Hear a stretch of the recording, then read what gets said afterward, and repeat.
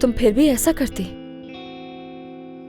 उस यतीम खाने में कितनी लड़कियां होंगी जो तुम्हारी जगह पर होना चाहती हैं नवाल। तुम ये जो कुछ कर रही हो ये नाशुक्री कहलाएगी। और अपना रवैया जरा बदलो, इतनी बिगड़ी हुई मत बनो। कभी कभी तो मुझे लगता है कि मैं इन सबका कसूरवार खुद को ठहराऊं। यही चाहती हो ना तुम? दोस्त वही होता है जो तुम्हें तुम्हारी गलतियों पर टोकता रहे।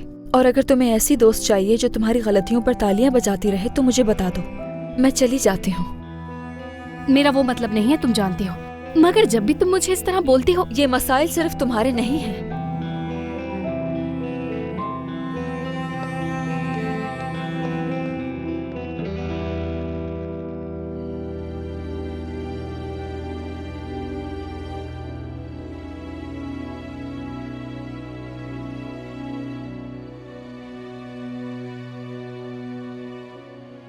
समझ नहीं आ रहा कि ये आदमी कौन है।